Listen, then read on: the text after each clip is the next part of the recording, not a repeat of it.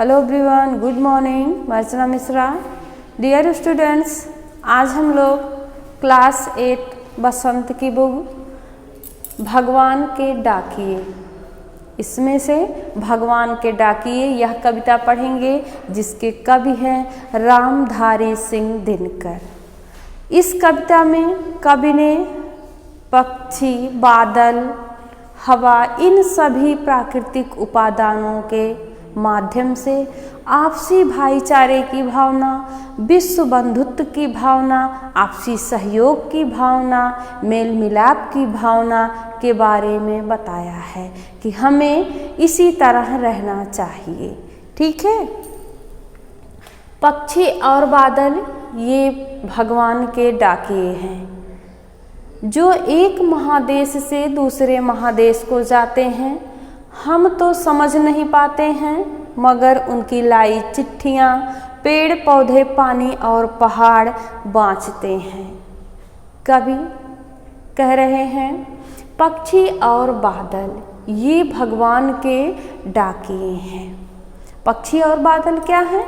ये सब प्राकृतिक उपादान हैं। जिस तरह इंसानों में एक डाकिया पद होता है, कर्मचारी होता है, वह एक इंसान का संदेश, सूचना, चिट्ठी, पत्र दूसरे व्यक्ति के पास तक पहुंचाता है, उसी तरह ये पक्षी और बादल ईश्वर के डाकिए हैं, ईश्वर के द्वारा भेजे हुए संदेश वाहक हैं जो ईश्वर का संदेश लाते हैं, एक दूसरे के पास पहुंचाते हैं।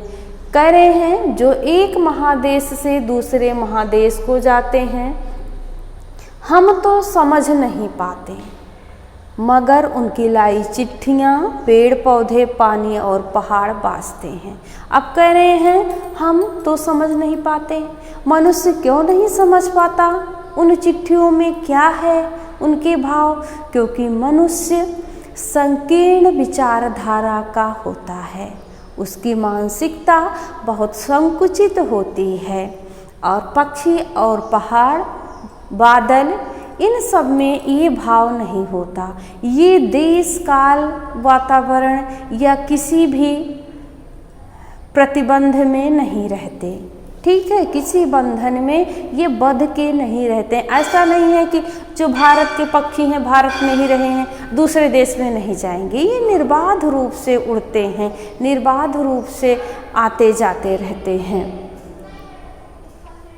अब आगे कह रहे हैं पक्षी ये सब जो संदेशा लाते हैं वह उन चिट्ठियों में, उन संदेशों में क्या है, ये पेड़ पौधे, पानी, पहाड़ बड़ी बाखूबी से समझ जाते हैं, पढ़ लेते हैं, बाँचते हैं।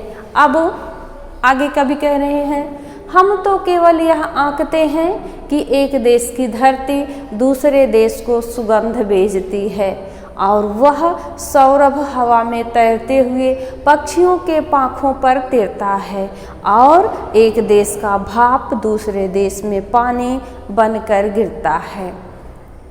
कभी कह रहे हैं हम तो बस इतना ही आकलन कर पाते हैं, इतना ही समझ पाते हैं कि एक देश की धरती दूसरे देश को सुगंध भेजती है। सुगंध कैसे भेजती है? कौन ले जाता है? हवा।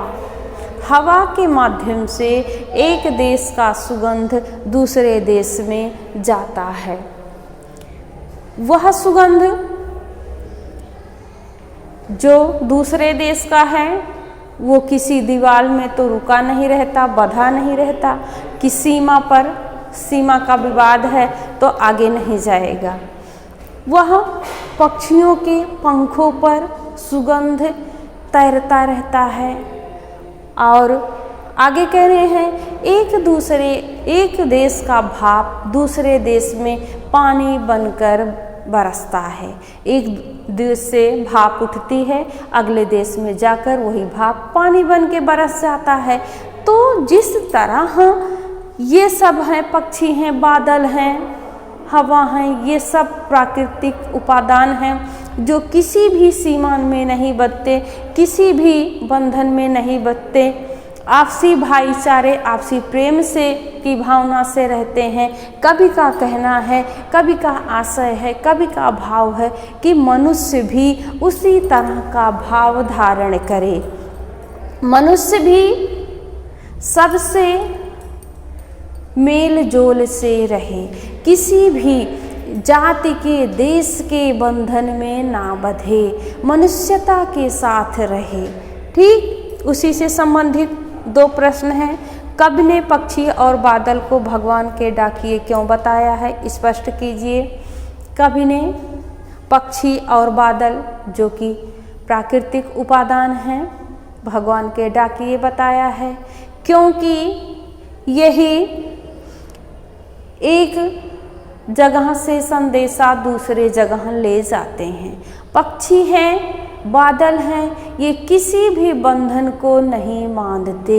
ये नहीं है कि इस बंधन में बंध गए हैं, इस देश के हैं तो अगले देश में नहीं जाएंगे, दोनों देश में आपस में खींचातानी है तो इस देश का बादल उसमें नहीं बरसने जाएगा, इस देश का पक्षी वहाँ दाना चुनने या उड़ने नहीं जाएगा। इसलिए ये कवि ने इन सभी को भगवान के डाकिए माना है। अगला है देश की धरती। एक देश की धरती दूसरे देश को सुगंध भेजती है, भाव स्पष्ट कीजिए। एक देश की धरती सुगंध भेजती है, कैसे? धरती तो उठ के जाती नहीं, हाँ, वो सुगंध पर जो खुशबू है उसको बांध के नहीं रखती, हवा के माध्यम से, पक्षियों के पंखों के माध्यम से सुगंध एक जगह से दूसरे जगह जाती है। ठीक है, आशा है इस कविता का भाव और कवि का भाव, प्रश्नों के उत्तर आप सभी के समझ में अच्छे से आ गया होगा। अगले वीडियो में हम अगले चैप्टर के साथ उपस्थित होंगे। धन्यवाद।